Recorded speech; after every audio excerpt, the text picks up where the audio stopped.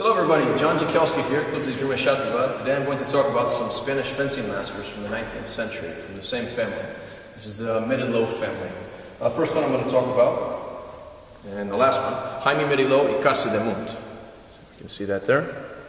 Okay, now this book was published in 1862, and it's about the saber of his time. Second one, the brother, Jose Merelo, Casa de Munt.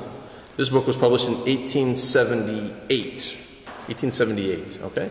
Now, Jaime also published a second edition of his book in 1879. And then the nephew of Jaime published this book in 1880, Alfredo Merelo. And his book is mostly with the cavalry saber and the lance. Okay? Now, I've translated the first one by Jaime Merelo into English. Okay, now this book is, for me, probably the best of all the books of saber from this time period, from Spain. Okay, now it's divided into three parts. There's got a theoretical part, which is mostly about the destreza elements. There's a second part, which is mostly just a lot of theory dealing specifically with the saber, going through what the different actions are, describing them. And then the third part, it's filled with lessons, how to use the saber in different situations. Let's take a look at the table of contents here. It's got it in the back, the index. Okay, good. You can see here. First part there. See if you can see all of that. Good. And then you can see the second part there. Okay. Got a page. And a little bit more. And then over here. Okay, good. Now I've also included the plates. It's got a lot of plates describing the different things. Here's one talking about the three angles.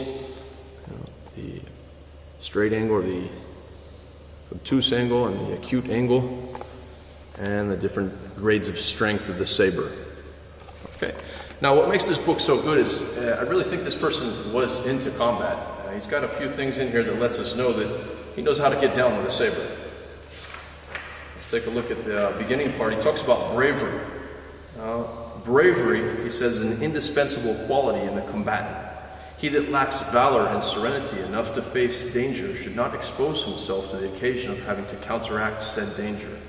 Nor should he shield himself from the advantage that the able handling of weapons may provide him, because terror blunts understanding and paralyzes the natural movements of the muscles in such a way that it unnerves and upsets he that is overpowered by it. It converts impotent and useless all the moral and physical conditions of the body. Nevertheless, in some rare exceptions, habit neutralizes the effect of fear, and it gives a certain confidence in the individual born from his physical and scientific superiority he believes to have over his adversary. Due to this, it is indispensable not to neglect such teaching, principally with people whose profession is attached to this. Then he talks a lot about some of the fighting in North Africa with the bayonet, and you can see that this person probably has been into combat. And then we'll go on to the section talking about the bouts, the assaults. He has some very good, solid advice here when it comes to fighting.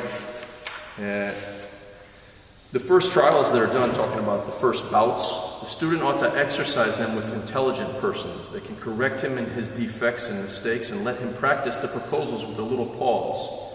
That later, being overcome the difficulties that the beginnings offer, and being used to doing them without vices or bad habits, with time he will do them easily, and he will bring them perfectly to combat. Now, if vice versa, inexpert people are chosen to fence with a desire to hit, and lacking the indicated circumstances, and tolerating that blows are thrown upon all the movements in any way, without provision or cause, and that the defense is not looked after without complying with the established rules, certainly what will happen is that instead of progressing, he will retrograde to the point of losing hope of being a skilled combatant. This is very interesting information here about choosing your sparring partners correctly for beginners. And then he goes on to talk about the principal part of the assault ought to be founded upon the parry and the riposte, working with the positions of the adversary in mind, not throwing any blow, this is very important, not throwing any blow without foreseeing the danger to which one exposes himself to being injured at the same time. Prudence in this point will never be recommended enough. So we have a lot of information here from him. He also talks about how to fight against other weapons, fight against a type of epee, of the type of foil. He calls it a foil. It's more like an epee with early epees. How to fight against the type of North African dagger. How to fight against the yatagan. How to fight against some of the Filipino weapons. And then there's a chapter how to fight against bayonets. And this book's available on Lulu. There's a hardback version. And there's a softback version. Same book, just a different cover. And both of the books include all the plates in the back. Take a look here.